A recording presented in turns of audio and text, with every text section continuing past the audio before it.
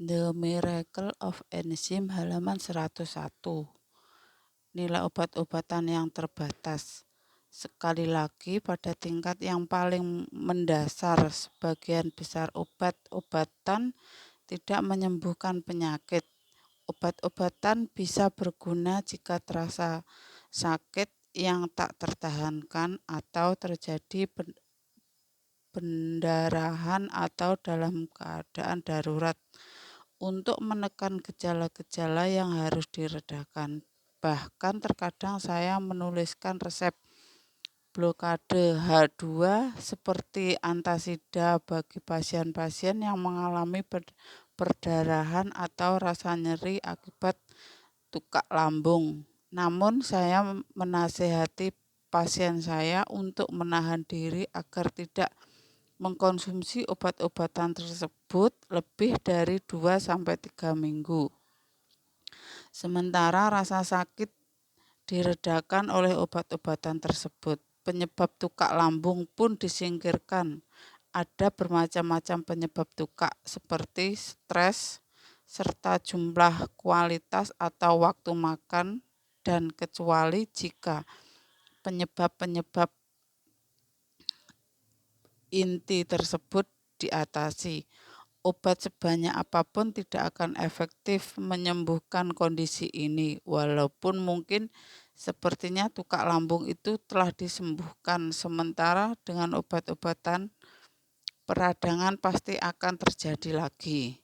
Satu-satunya cara mendasar untuk menyembuhkan penyakit apapun terletak dalam gaya hidup kita sehari-hari. Oleh karena itu, setelah penyebabnya disingkirkan dan tukak lambung disembuhkan, untuk mencegah agar tukak itu tidak akan pernah kambuh lagi. The Miracle of Enzim halaman 102. Sangatlah penting untuk menjalankan kebiasaan makan yang baik secara teratur. Enzim pangkal tidak diproduksi secara otomatis. Pada saat Anda berhati-hati untuk makan dengan baik dan menjalankan gaya hidup sehat yang tidak menguras enzim, saat itulah hidup memproduksi energi yang dibutuhkan oleh tubuh Anda. Mengetahui bagaimana membatasi penipisan secara tidak seharusnya enzim pangkal Anda yang berharga adalah rahasia untuk menyembuhkan penyakit dan menjalani hidup berumur panjang dan sehat. Makan sesuai dengan pandangan umum bisa berbahaya bagi tubuh. Jika mengkaji ulang apa yang kita pikir sesuai dengan akal sehat sehubungan dengan makanan dan pencernaan, kita melihat bahwa banyak hal yang pada umumnya kita anggap baik untuk tubuh sesungguhnya bekerja melawan mekanisme alami tubuh. Ambillah sebagai contoh, makanan yang dianggap baik untuk orang sakit, sup ayam adalah makanan bagi orang sakit yang paling banyak disukai di Amerika Serikat. Makanan hambar seperti roti tawar putih dan puding dianggap baik bagi pasien tukak lambung. Jika Anda dirawat di rumah sakit di Jepang, apapun kondisi Anda, rumah sakit akan segera memberi Anda makan bubur nasi. Rumah sakit percaya bahwa mereka berlaku penuh perhatian terhadap pasien-pasien mereka, terutama kepada mereka yang baru saja menjalani pembedahan internal. Dengan mengatakan, mari kita mulai makanan Anda dengan bubur beras agar tidak memberi. The Miracle of Enzim halaman 103.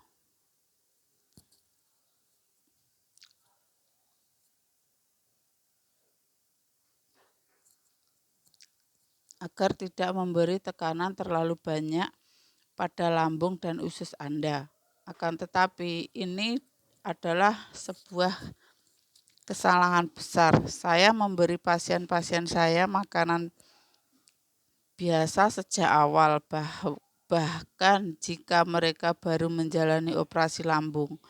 Jika mengerti bagaimana enzim bekerja, Anda akan segera mengerti mengapa makanan yang tidak diproses lebih baik daripada bubur. Makanan yang tidak diproses lebih baik karena Anda harus mengunyahnya dengan baik. Mengunyah menstimulasi sekresi air liur. Enzim-enzim pencernaan yang terdapat dalam air liur jika tercampur dengan makanan selama dikunyah meningkatkan pencernaan dan penyerapan karena penguraian makanan berlangsung dengan lancar. Sedangkan bubur pada dasarnya sudah lembut, dapat ditelan tanpa dikunyah dengan baik. Bubur tidak dapat dicerna dengan baik karena tidak banyak enzim yang tercampur di dalamnya. Sementara makanan normal yang terkunyah dengan baik juga dapat dicerna dengan baik.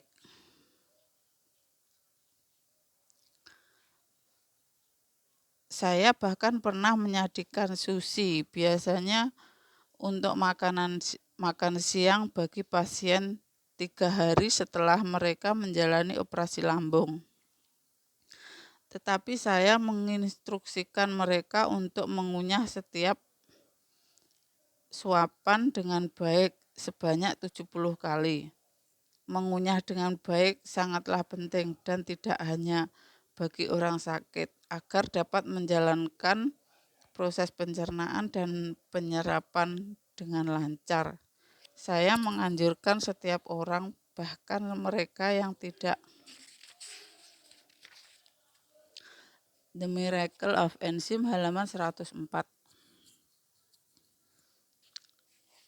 Menderita masalah pencernaan apapun, untuk secara sadar mengunyah setiap suapan 30-50 kali setiap kali makan. Kesalahan lain yang sering terlihat pada makanan rumah sakit adalah susu. Nutrisari utama yang ditemukan dalam susu adalah protein lemak, glukosa, kalsium, dan vitamin. Susu memang sangat populer karena mengandung banyak kalsium dan dianggap dapat mencegah osteoporosis. Namun sesungguhnya tidak ada makanan lain yang lebih sulit dicerna daripada susu, karena susu adalah zat cair yang encer. Sebagian orang meminumnya bagaikan air saat mereka haus. Ini sebuah kesalahan besar. Kasein yang membentuk kira-kira 80% dari protein yang terdapat dalam susu langsung menggumpal menjadi satu begitu memasuki lambung sehingga mencernanya menjadi sangat sulit. Terlebih lagi dalam susu yang dijual di toko, komponen tersebut telah dihomogenisasi. Homogenisasi berarti meratakan kadar lemak dalam susu dengan cara mengaduknya. Homogenisasi adalah hal yang buruk karena saat susu diaduk, udara ikut tercampur di dalamnya dan mengubah komponen lemak dalam susu itu menjadi zat lemak teroksidasi, yaitu lemak dalam keadaan oksidasi lanjut. Dengan kata lain, susu homogen menghasilkan radikal bebas dan memberikan pengaruh yang sangat buruk bagi tubuh. Susu yang mengandung lemak teroksidasi kemudian dipasteurisasi dalam suhu tinggi di atas 100 derajat Celcius. Enzim sangatlah sensitif terhadap panas dan mulai hancur pada suhu 93,3 derajat Celcius. The Miracle of Enzim halaman 105.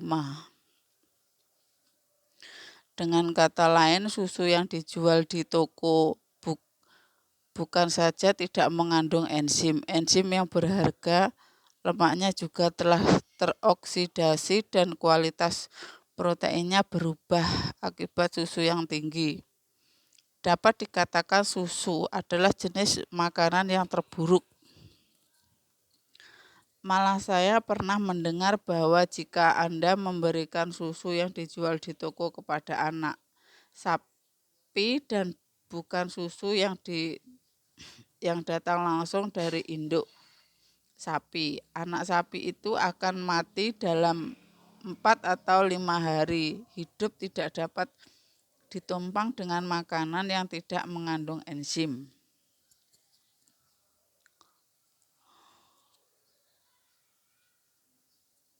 Susu menyebabkan peradangan. Saya pertama kali mengetahui betapa buruknya efek susu bagi tubuh lebih dari 35 tahun lalu, ketika anak-anak saya sendiri menderita dermatitis atopik pada usia 6 atau 7 bulan. Sang ibu sudah menuruti segala instruksi yang diberikan oleh dokter anak, tetapi betapapun banyaknya perawatan yang mereka terima, radang kulit anak-anak sama sekali tidak membaik. Lalu pada usia sekitar 3 atau 4 tahun, putra saya mulai mengalami diare parah dan pada akhirnya dia bahkan mulai mengeluarkan darah bersama kotorannya. Setelah memeriksanya dengan endoskop, saya menemukan bahwa si balita menunjukkan tanda-tanda awal colitis ulcerativa. The Miracle of Enzym, halaman 106. Oleh karena tahu bahwa colitis ulcerativa berhubungan erat dengan makanan seseorang, saya pun memfokuskan pada jenis makanan yang bisa dimakan oleh anak-anak. Ternyata pada saat anak-anak mulai menderita dermatitis atopik, istri saya telah berhenti menyusui dan mulai memberi mereka susu di bawah arahan dokter anak. Kami pun menyingkirkan semua susu dan produk susu dan dari makanan anak-anak sejak saat itu. Tentu saja kotoran berdarah dan diare, bahkan dermatitis atopik semua menghilang. Setelah mengalami hal ini, saat menanyakan kepada pasien-pasien saya tentang sejarah kebiasaan makan mereka, saya mulai mengumpulkan daftar lengkap berapa banyak susu dan produk susu yang mereka konsumsi. Menurut data klinis saya, terdapat kemungkinan besar terbentuknya kecenderungan timbulnya alergi dari mengkonsumsi susu dan produk-produk susu. Hal ini sesuai dengan penelitian mengenai alergi baru-baru ini yang melaporkan bahwa jika wanita hamil minum susu, anak-anak mereka cenderung lebih mudah terjangkit dermatitis atopik. Selama 30 tahun terakhir di Jepang, jumlah pasien penderita dermatitis atopik dan alergi serbuk meningkat secara drastis. Jumlahnya pada saat ini mungkin hampir sebanyak 1 dari setiap 5 orang. Begitu banyak teori yang berusaha menjelaskan mengapa terjadi peningkatan yang begitu cepat dalam jumlah orang yang menderita alergi. Tetapi saya percaya bahwa The Miracle of Enzym, halaman 107. Tetapi saya percaya bahwa penyebab paling utama adalah diperkenalkannya susu dalam menu makan siang di sekolah pada awal era tahun 1960-an. Susu yang mengandung banyak zat lemak teroksidasi mengacaukan lingkungan dalam usus, meningkatkan jumlah bakteri jahat dan menghancurkan keseimbangan flora bakteri dalam usus kita. Sebagai akibatnya, racun-racun seperti radikal bebas, hidrogen sulfida, dan amonia diproduksi dalam usus. Penelitian mengenai proses apa saja yang dialami racun-racun ini dan penyakit-penyakit jenis apa saja yang dapat timbul masih berlangsung. Namun, beberapa hasil penelitian melaporkan bahwa susu tidak hanya menyebabkan berbagai alergi, tetapi juga dihubungkan dengan diabetes pada anak-anak. Hasil penelitian ini tersedia di internet, maka saya menyarankan agar Anda membacanya sendiri.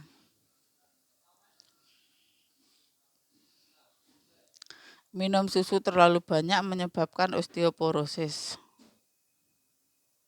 Suatu mikrosepsi umum yang terbesar mengenai susu adalah bahwa susu membantu mencegah osteoporosis. Oleh karena jumlah kalsium dalam tubuh kita berkurang, sering dengan usia kita diberi tahu untuk minum susu yang banyak untuk mencegah osteoporosis.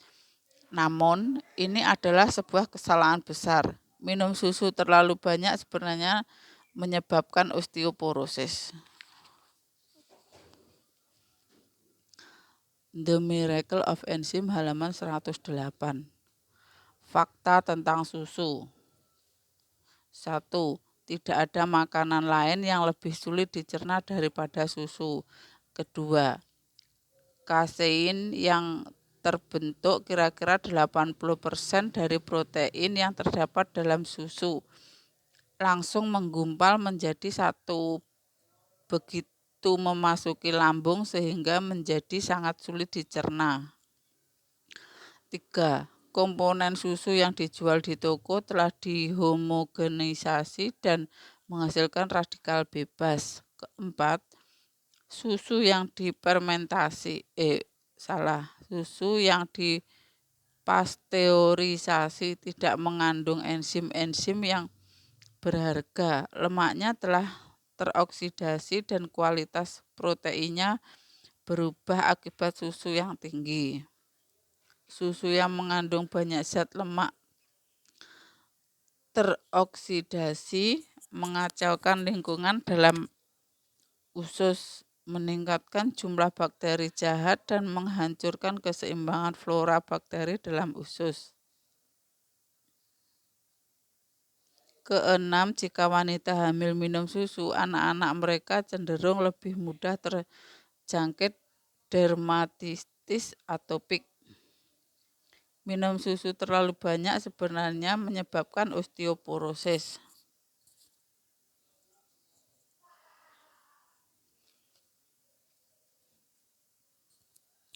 The Miracle of Enzyme halaman 109. Pada umumnya dipercaya bahwa kalsium dalam susu lebih mudah diserap daripada kalsium dalam makanan-makanan lain seperti ikan kecil, tetapi hal ini tidak sepenuhnya benar. Kadar kalsium dalam darah manusia biasanya terpatok pada 9 sampai 10 mg. Namun saat minum susu, konsentrasi kalsium dalam darah Anda tiba-tiba meningkat walaupun sepintas lalu. Hal ini mungkin terlihat seperti banyak kalsium telah terserap. Peningkatan jumlah kalsium dalam darah ini memiliki sisi buruk.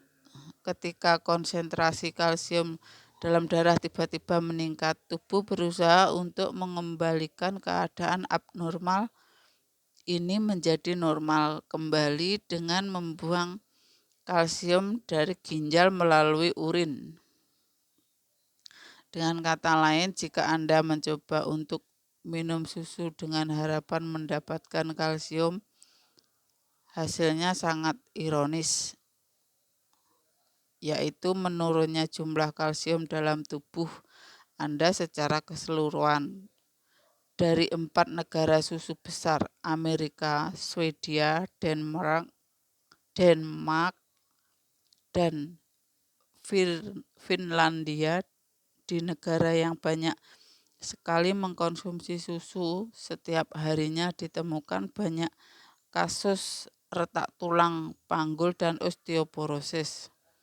Sebaiknya ikan-ikan kecil dan rumput laut yang selama berabad-abad dimakan oleh bangsa Jepang dan pada awalnya dianggap rendah kalsium, mengandung kalsium yang tidak terlalu cepat diserap yang meningkatkan jumlah konsentrasi kalsium dalam darah.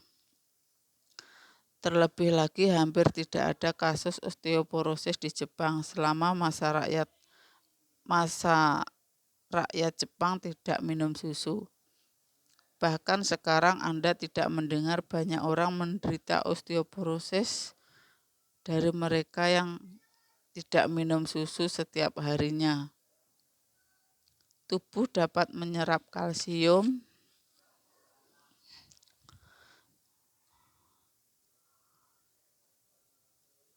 The Miracle of Enzyme halaman 110 dan mineral yang diperlukan melalui pencernaan udang kecil, ikan, dan rumput laut. Mitos tentang yogurt. Baru-baru ini di Jepang berbagai macam yogurt seperti yogurt laut, Caspia, dan yogurt aloe menjadi sangat populer karena memiliki keuntungan-keuntungan kesehatan yang dipromosikan secara luas. Namun saya yakin bahwa semua ini adalah gambaran yang salah. Yang sering saya dengar dari orang-orang yang mengkonsumsi yogurt adalah bahwa kondisi pencernaan mereka membaik, mereka tidak lagi mengalami konstipasi atau pinggang mereka mengecil, dan mereka percaya bahwa semua hasil ini berkat lactobacillus yang terdapat dalam setiap yogurt. Namun kepercayaan akan keuntungan-keuntungan lactobacillus ini sejak awalnya saja sudah dipertanyakan aslinya. Lactobacillus terdapat di dalam usus manusia. Bakteri ini disebut bakteri yang bermukim dalam usus. Tubuh manusia memiliki suatu sistem pertahanan melawan bakteri dan virus yang datang dari luar. Jadi, bahkan bakteri-bakteri yang biasanya baik untuk tubuh Anda seperti Lactobacillus akan diserang dan dihancurkan oleh pertahanan alami tubuh jika mereka bukan bakteri yang bermukim dalam usus. Garis pertahanan terdepan adalah asam lambung. Saat Lactobacillus dari yogurt memasuki lambung, sebagian besar dari mereka